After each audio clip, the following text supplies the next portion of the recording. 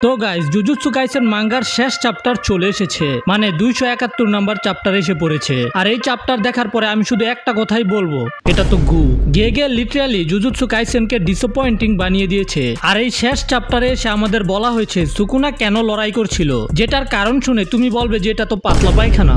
মানে সুকুনা যে সবাইকে মারছিল আমরা মনে করেছিলাম সুকুনা এটা কোনো কারণ ছাড়াই করছে, কিন্তু সুকুনা তো এই সবকিছু প্রতিশোধ নেওয়ার জন্য করছিল। মানে সুকুনা তাদের থেকে প্রতিশোধ নিতে চায় যারা সুকুনাকে 1000 বছর আগে মেরে ফেলেছে। আরে শালার সুকুনারে যারা 1000 বছর আগে মারা গিয়েছে তাদের হাড্ডি গুড্ডিও মাটি হয়ে গেছে, এখন কার কাছ থেকে প্রতিশোধ নিবি তুই? আগে বলেছিলাম না গেগে এই মুহূর্তে আইসা এত বেশি ঔষধি পাতার সেবন করে যে কি করতাছে নিজের মাথায় ঢুকে না। মানে এই চ্যাপ্টার গুলো লেখার সময় গেগে অনেক বেশি ঔষধি পাতার সেবন করে। কথায় আছে না বেশি ভালো ভালো না, যে এখন ঠিক এমনই অবস্থা। আচ্ছা যাই হোক, চলো চ্যাপ্টার শুরু করি। শুরুতে আমরা ইউজি, মেগুমি এবং নোবারাকে দেখতে পাই। ওরা এখন এই মেয়ের কেস সলভ করবে, যেখানে একটা মেয়ে তার ফিয়ন্সের চেহারা আজব দেখতে পাচ্ছিল, কিন্তু বাকি সবার চেহারা ওর কাছে ঠিকই ছিল। তো ওরা বুঝতে পারে যে কোনো জুজুৎসু জাদুকর এই মেয়ের উপরে কার্স টেকনিক ব্যবহার করেছে অথবা কার্স করেছে। নোবারা প্রথমে এই মেয়েটাকে চেক করে যে ওর কাছে কোনো অভিশপ্ত জিনিস আছে কিনা, কিন্তু নোবারা এমন কিছু পায় না যেটা দিয়ে ওর উপরে কার্স করা যাবে। আর যেহেতু মেয়েটার কাছে কোনো কার্স অবজেক্ট নেই, তার মানে হলো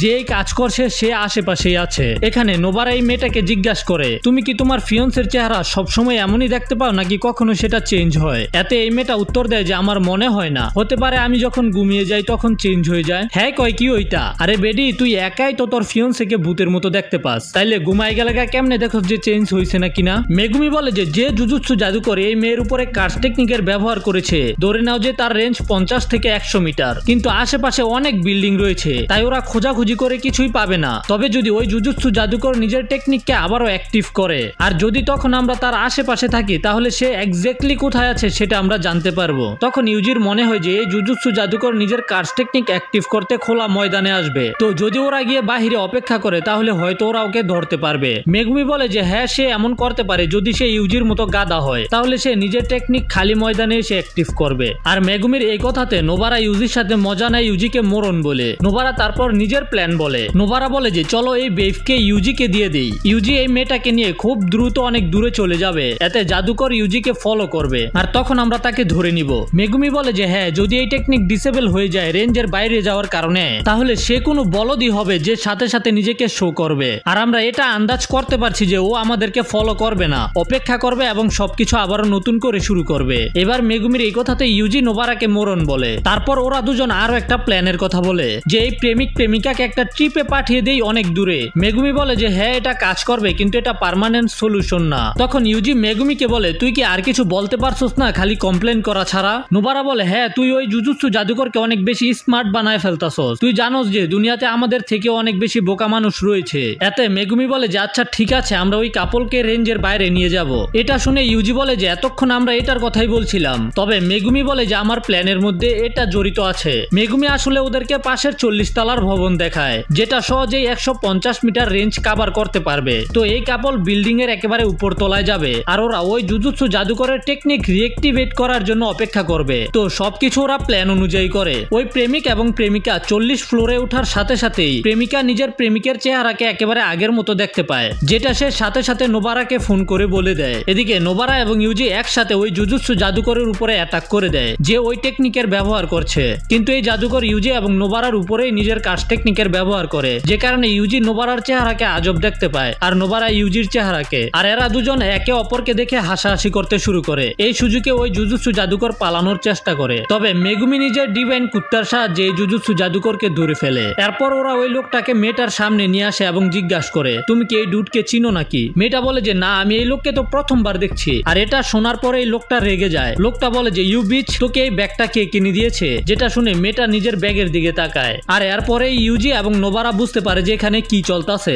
আমরা ওদের তিনজনকে একসাথে বসে কথা বলতে দেখতে পাই, যেখান থেকে আমরা জানতে পারি যে মেয়েটা একজন এয়ার হোস্টেজ। আর এই ব্যক্তি এই মেয়ের পিছনে মিলিয়ন ইয়ানের বেশি খরচ করে ফেলেছে। দেখো এই ব্যক্তি এই মেয়ের পিছনে মিলিয়ন ইয়ানের বেশি খরচ করে ফেলেছে, তারপরেও মেয়েটা এই লোকটাকে ভুলে গেছে। এই জন্য মুরব্বীরা বলে মেয়েদের পিছনে ঘোরাঘুরি বাদ দিয়া কাজ করো। যাই হোক এখন এই লোকটা অ্যারেস্ট হয়ে যায়। ইউজি লোকটাকে দেখতে পায়, ইউজির খারাপ লাগে। ইউজি ওই লোকটার কাছে গিয়ে ওকে বলে যে মন খারাপ করো না, এমন না যে তোমাকে ফাঁসি দেওয়া হবে। লোকটা জিজ্ঞাসা করে যে তোমরা আমার সাথে কি করবে। এই মুহূর্তে লোকটাও নিজের ভুল বুঝতে পেরেছে যে ভুল ওই মেয়ের একার না। আর এখানে আমরা গোজোকে দেখতে পাই। না এক্সাইটেড হওয়ার দরকার নেই, কারণ এটা একটা ফ্ল্যাশব্যাক যখন ইউজি ট্রেনিং করছিল তখনকার। এখানে ইউজি বলে আমি ভেবেছিলাম আমি প্রথমে কুসাকাবে সেন্সের সাথে ট্রেনিং করব, তারপর আপনার সাথে। গোজো ইউজিকে বলে আমি চাই তুই আরো ফরওয়ার্ড চিন্তা কর। ইউজি আমি চাই তুই আমার ড্রিমকে ক্যারি অন করবি যদি আমার কিছু হয়ে যায়, কিন্তু আমি জানি যদি এই সময়ে এসে আমি হেরে যাই তাহলে তোরা আমার থেকে বেশি গ্রো করবি। আমার মনে হয় তোদের মধ্যে এমন একজন থাকবে যে আমার কথা ভুলে যাবে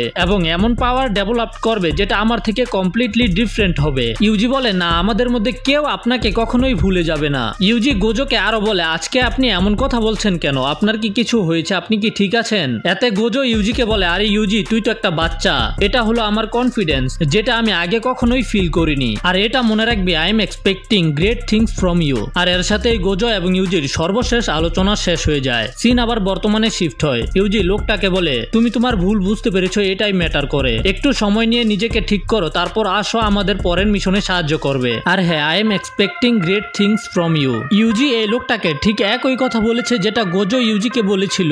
যাই হোক, মেগুমি তখন ইউজিকে ওর কাটা আঙুলের কথা জিজ্ঞাসা করে। ইউজি বলে যে আমি সেগুলোকে ফেলে দিয়েছি। এতে মেগুমি অবাক হয়ে যায়। ইউজি বলে চিন্তা করো না, সেগুলো আর বিপজ্জনক না। আর এই মুহূর্তে এসে আমাদের সুকুনা এবং মাহিতোকে দেখানো হয়। মাহিতো সুকুনাকে বলে হ্যাঁ সুকুনা, তুই হয়তো এটা কখনোই চিন্তা করস নাই, আমাকে এখানে দেখতে পারবি। আর সুকুনা হেসে হেসে বলে এটা আমার থার্ড কনভারসেশন তোর সাথে। মাহিতো বলে ওর টেকনিক সোলের সাথে রিলেটেড, তো মরার পরে সোল কোথায় যাবে তার আগে ওই সোল মাহিতোর সাথে মিট আপ করে, এমনই একটা কিছু আর কি। মাহিতো বলে আমি তোকে একটা কথা জিজ্ঞাসা করতে চেয়েছিলাম, তুই এত সময় মিথ্যা বলছিলি সবার সাথে এবং নিজের সাথে, তুই তোর স্ট্যাটাস অনুযায়ী জীবন কাটাস নাই, তুই চেয়েছিলি প্রতিশোধ তাদের কাছ থেকে যারা প্রথমে তোকে হারিয়েছিল। কিন্তু সুকুনা বলে এতে এখন আর কি আসে যায়, আমি যেভাবে বেঁচে থাকতে চেয়েছিলাম আমি তাই করেছি, কিন্তু আসলে না, আমার কাছে দুইটা আলাদা আলাদা পাথ ছিল।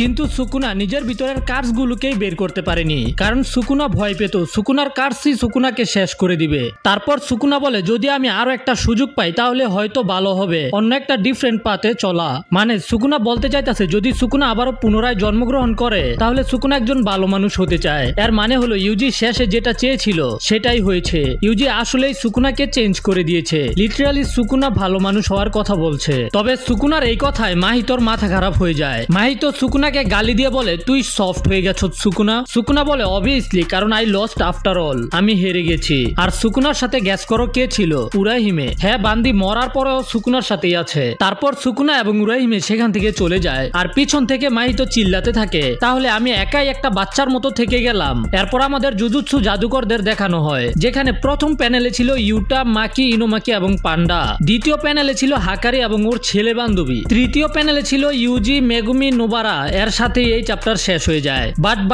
তখন আমাদের একটা শুনশান জায়গায় একটা ছোট কাঠের টঙ্গর দেখানো হয়, যেটার দরজা খোলে আর আমরা সেখানেই সুকুনার শেষ ফিঙ্গার দেখতে পাই। আর এই সাসপেন্সের সাথে জুজুৎসু কাইসেন শেষ হয়ে যায়। মানে জুজুৎসু কাইসেনের একটা ফালতু এন্ডিং হয়। চ্যাপ্টার শেষে এডিটরের কমেন্ট ছিল, thank you so much for reading this past 6 years, please look forward to Gege Akutami's next work. Volume 29 and 30 will be released together on December 25. Jujutsu Kaisen. এই মেসেজে গেগের পরের কাজের কথা বলা হয়েছে, দেখা যাক পরে আবার কোন মাল রিলিজ করে। জুজুৎসু কাইসেনের পার্ট 2 হলে ভালো হবে মনে হয়। যাই হোক, অক্টোবরের 3 তারিখে আরো একটা নতুন এনিমে আসতে চলেছে, যেটার মাঙ্গা শোনেন জাম্পের টপ 10 মাঙ্গার মধ্যে 1 নাম্বার রয়েছে, আর জুজুৎসু কাইসেন আছে 4 নাম্বারে। তো এটাই হয়তো পরের হিট এনিমে হতে চলেছে। ওয়েল, যদি ভিডিও ভালো লাগে তাহলে ভিডিওতে একটা লাইক করে শেয়ার করে দিবে, চ্যানেলে নতুন হলে সাবস্ক্রাইব করবে, আর চাইলে তুমি আমার এই ভিডিওগুলো দেখতে পারো।